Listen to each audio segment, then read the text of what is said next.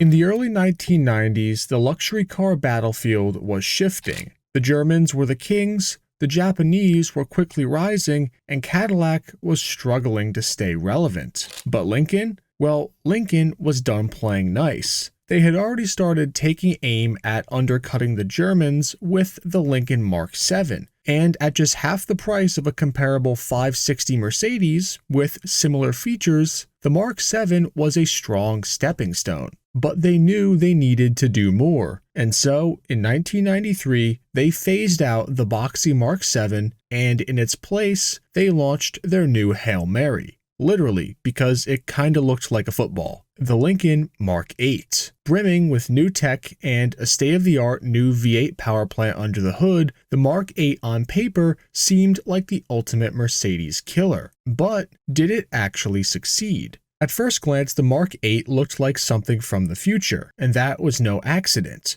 The early 90s were that pivotal turning point for the global luxury market. Mercedes-Benz at this point had all but cemented its reputation as the gold standard, with models like their W140 S-Class pushing the boundaries of engineering and price to new extremes. BMW was capturing the hearts of younger buyers with performance-focused coupes like the 850i, and Lexus, who just launched their LS400, even had the Germans scared. For decades, Lincoln, though, had built their reputation on quiet comfort and stately design, but that formula was quickly going out of style. Buyers wanted more than just plush leather and opera windows. They wanted real performance, cutting-edge tech, and modern styling. To compete in a 90s market, Lincoln had to make a transformation, and that transformation began with a pen. In 1988, designer Kyu Kim, which I really hope I pronounced right, proposed an audacious concept for the future of Lincoln. His first clay model, which was codenamed Stretch 1, was a dramatically rounded, low-slung, and streamlined to the point of abstraction vehicle. It broke completely from the sharp-edged tradition of previous Lincolns, and when executives first saw it, they were reportedly appalled. The design was so radical and so unlike anything Lincoln had done before that many inside Ford questioned whether it could ever even be made production ready. But the idea stuck. Over time, Stretch 1 evolved into Stretch 2, and a slightly more refined and realistic version retained the concept's original proportions and curves. It was this design language that would become the foundation for the 1993 Lincoln Mark 8. And that design language would trickle down into almost every vehicle in the newly rounded Ford lineup of the late 90s. Built on the all-new FN10 platform and sharing a majority of the DNA with the Thunderbird and Cougar, the Mark 8 was a complete departure from the past that we know of Lincoln. Its body was wind tunnel tested and shaped mainly for aerodynamic efficiency. It was longer, wider, and lower than its predecessor, with a stretched 113 wheelbase and nearly 75 inches of width. This was a big coupe, but the real story was under the hood. The Mark 8 was the first production Ford to feature the new 4.6-liter 32-valve dual overhead cam modular V8. A fully aluminum engine producing 280 horsepower and 285 foot-pounds of torque. Technology-wise, this was decades ahead of the outgoing 5-liter HO V8 that was in the Mark 7, which was a classic pushrod V8. Ford figured that this dual overhead cam motor was the answer to some of the more high-tech power plants coming out of Europe.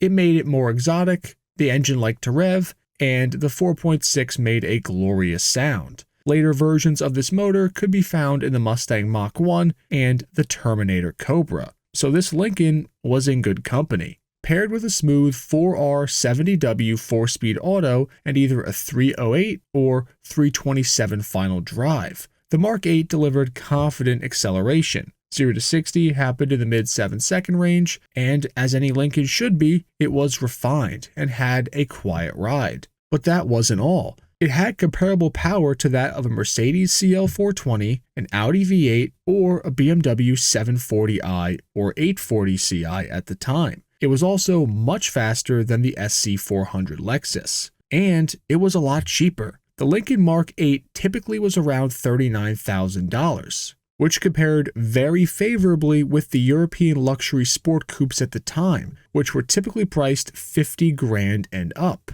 A Mercedes, for example, equipped with the 4.2-liter could run you over $70,000. Heck, even the Lexus was more money than the Mark 8, but it wasn't like Lincoln just put a new body and new engine under antiquated architecture. It had excellent suspension, which included 4 independent air springs, one at each corner, that were controlled by the car's computer. Above 55 miles per hour, it would automatically lower the ride height for better aerodynamics. That air suspension system was excellent when new, but unfortunately, they do have the tendency to rot and fail over time without special maintenance, kinda like most air suspensions. And the interior had a ton of high-tech electronics, from the message center that gave the now common clock, compass, and efficiency numbers, automatic climate control, power seats with multiple memory settings, keyless entry, automatic headlamps, and more. You could even option it with a power moonroof, a JBL speaker system, and a special feature for the mirrors called electrochromic dimming, which reduced glare of the headlights at night reflecting in the mirrors. The seats of the Lincoln were made with high-quality leather, the interior was roomy in the front, although the rear seats were a bit lacking in legroom if we're being honest, but overall it was a nice place to spend your time.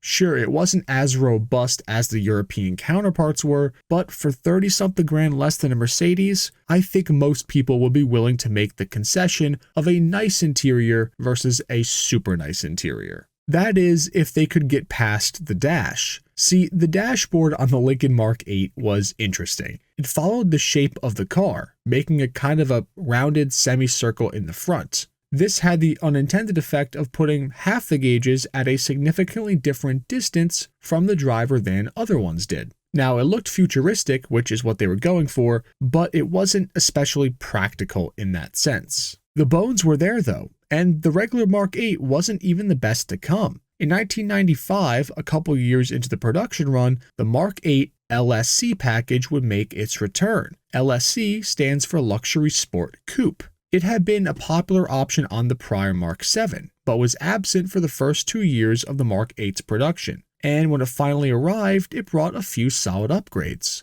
The LSC featured a true dual exhaust system, which bumped power output by 10 horsepower and 10 torque. These cars also got the shorter 327:1 rear gear ratio, which replaced the standard 308 one, now giving the car noticeably better acceleration. The result was a more responsive and sportier version of the Mark 8. The LSC could sprint from 0 to 60 in about 7.5 seconds and cover the quarter mile in 15.3 seconds. Performance that held its own against most luxury European coupes of that era, except for the top-of-the-line AMG and BMW M cars. This wasn't an AMG killer, but if you were looking to purchase a regular Mercedes coupe, most of the benefits of that car could be had with this for a much, much lower price. Not to mention it was much more aerodynamic. It was actually top-notch in terms of aerodynamic design for the time. In 1993, a lightly modified Lincoln Mark 8 using a mostly stock engine clocked a sustained speed of over 181 miles per hour. Granted, this test car was lowered a ton and it had its side mirrors and rear brakes removed, but the engine itself was about the same as what you would have got in the LSC a couple years later. To put that in perspective, this means a car with about 300 horsepower was capable of reaching 181 miles per hour and holding it,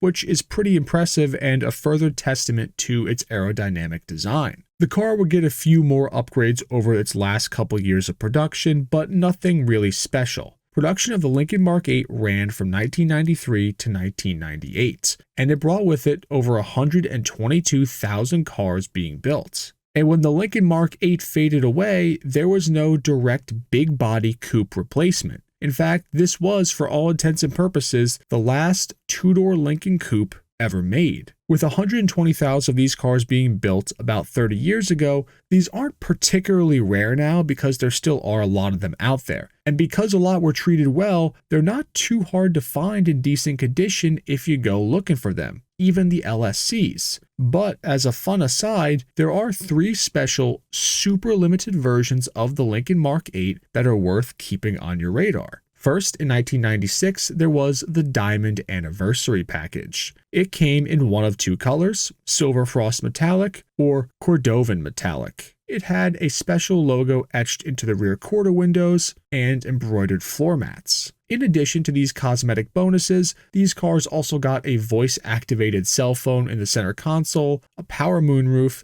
and unique chrome directional wheels. The buyer of a Diamond Anniversary Mark 8 also got a personalized sculpture that was made of crystal to the car's VIN number, which is pretty sweet. Just about 500 of these cars were ever made. The next of the rare Mark 8s would be the 1998 Collector's Edition cars. This was an upgrade package that could only be ordered this year with the LSC cars, at an additional cost of $900. It again came in two colors, Cordovan Metallic or White Pearlescent Tricoat Metallic. It had a two-tone interior that was either graphite or prairie tan, and unlike most LSCs, this car did not get perforated leather. It got some very unique gold badging and wood trim on the interior. The leather steering wheel had walnut inserts. It had, again, embroidered floor mats, and it had black door latches. The buyer of a collector's edition got a case of 8 silver ingots imprinted with historical images of the Lincoln series, 1 coin for each vehicle in the Mark lineup, from Mark 1 all the way to Mark 8. It seems like this era was just Lincoln giving out a ton of neat gimmicks alongside a car as a justification to buy one. And granted, it probably didn't work that well, but that is a super cool package. Only 1,386 of these 1998 Collector's Edition cars were made,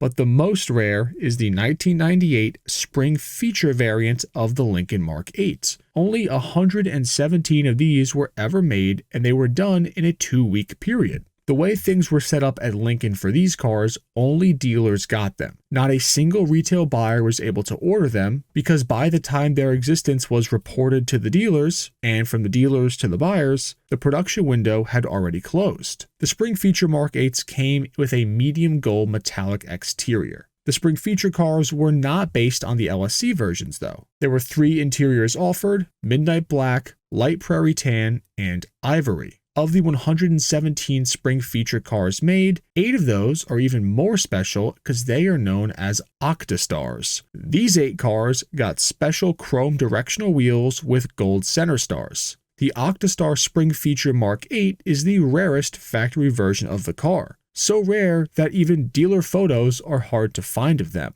But alas, the Mark 8 was retired at the end of that 1988 model year, which brought to a close the Lincoln Coupes. Its successor, the Lincoln LS, which was a 4-door, would somewhat back off of the sportiness of the Mark 8, and it offered less power on tap. The Mark 8 was Lincoln's last bold attempt to reclaim the luxury coupe ground that the Europeans had taken away from them. The Mark 8 had a ton of tech in it, it was powered by a new motor, it looked like nothing else on the American roads at the time, and while it didn't change the course of Lincoln's future, for the period, you can't deny that the Mark 8 represented a very solid value vehicle. I'd argue the best in class. You just have to be able to get past its looks, which are very subjective, I will say. I don't think it looks bad, I just don't think it looks too good. But let me know in the comments down below what you think of the Lincoln Mark 8. But thank you all so much for watching the video. I hope you enjoyed this dive into this forgotten piece of Lincoln history. If you could take a second and give the video a thumbs up and subscribe to the channel, it would really mean a lot to me. We've got plenty other videos like this coming soon. But until then, I will see you all in the next one, enthusiasts.